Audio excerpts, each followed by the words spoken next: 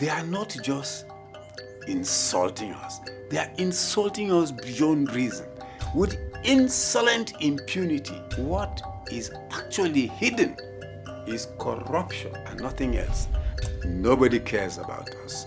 Those who are supposed to protect us, what they stand for is corruption of the highest order, the type that can kill.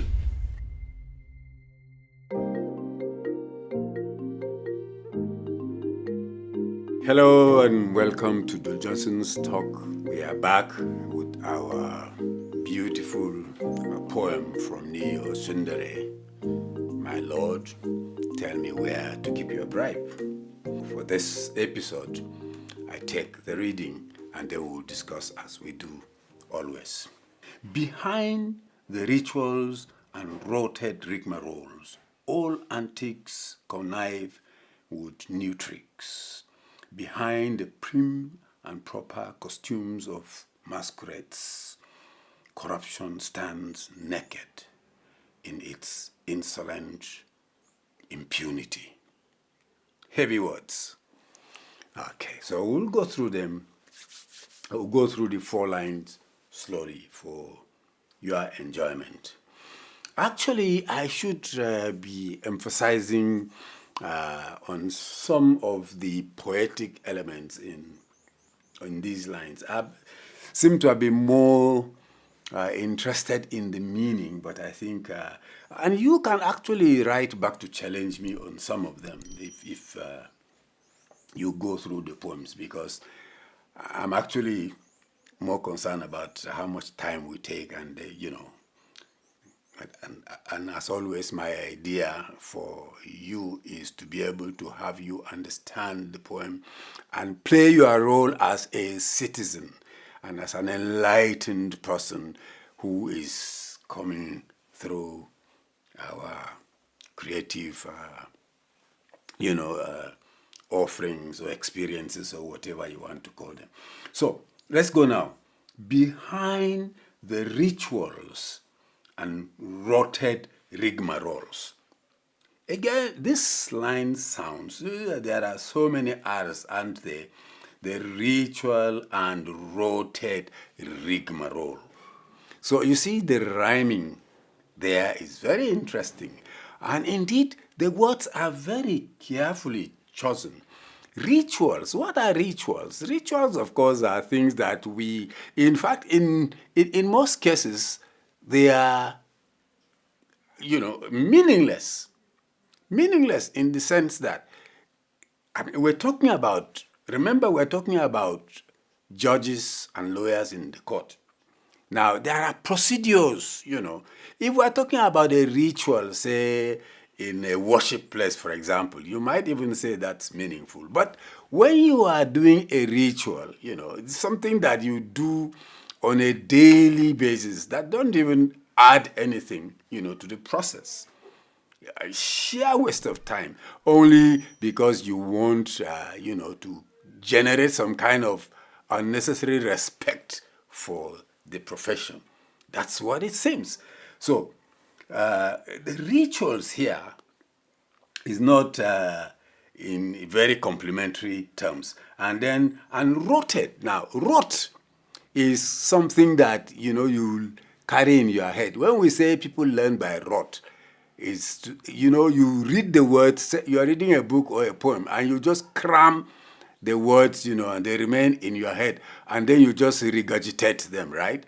So that is rotted. So, and a rotted rigmarole is, of course, going over, the same thing up and down, rigmarole it's something that more like sheer waste of time. Okay, you are doing this, and you repeatedly, and that's a rigmarole, right? So, and these are things that are done just to mesmerize you, okay? Especially if you, the ordinary man, the common man like me, are taken to court and that is happening, already you are frightened. That's the idea, the picture that is created of my Lord and his company. Old antics connive with new tricks. Now, Antics, again, are things you do, that indeed, at the end of it, it is more like, not more like, it is waste of time. Antics are repeated actions, that sometimes become comic, if you want, okay? Meaningless actions, right? And then those actions that connive with new tricks. So a trick, of course, I want to believe that everyone that has read any literary work at all understands what a trick is. We play tricks on other people, don't we? A trick is what you do to deceive somebody. Like I want to collect money from you, and I say, a social person said you should give me 10,000 quickly to bring to him, and then I collect the 10,000 and I said, April Fool, that's a trick, kind of, okay? These are the things that are happening, the poet wants us to understand. These are the kind of actions that are happening in these hallowed, supposedly hallowed places that are supposed to be very serious, and to give us justice. Yeah, of course, they make it very, very serious. And in that seriousness, indeed, it becomes quite an antic. It becomes quite a joke, okay, at the end of the day. And this is done behind the prim and proper costumes of masquerades. Again, in the previous episode, we discussed the dresses. And the dresses are the kind of appearance that the poet refers to here as masquerades. When you wear something that disguises you, you are already a masquerade, right? Now, to be prim and proper is to be correct. In fact, to be more than correct, to want to do something, to be overcorrect. That is what to be prim and proper means, right? So when the costumes are worn in that manner, if the wig, for example, is not placed properly, that's a problem, you see.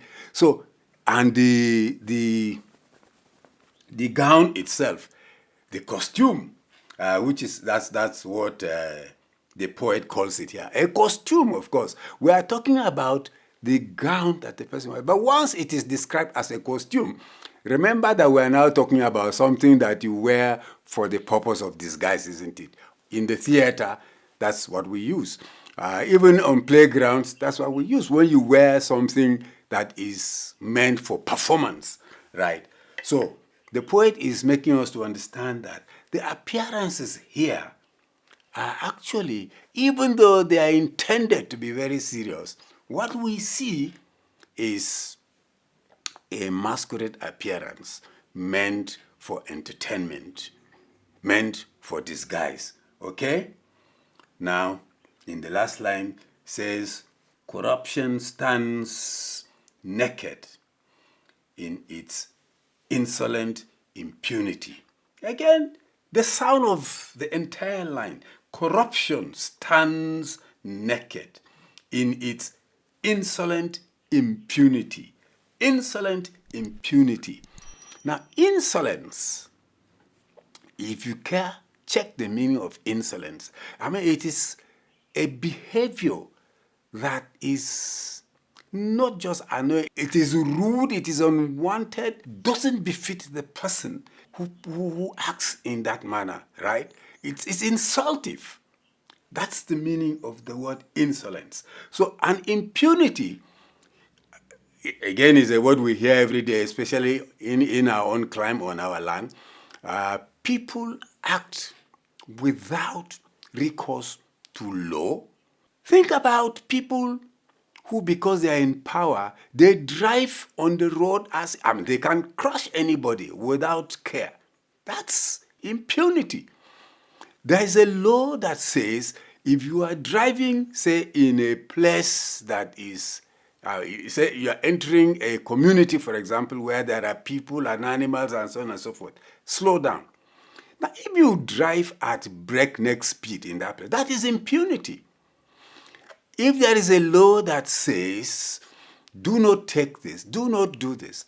And you do it, and you couldn't be bothered because nobody is going to do anything. That is impunity. Okay? So, you see, in this case, we are talking about people who ought to be guarding the law. But they are the ones who are breaking it with impunity, with insolent impunity.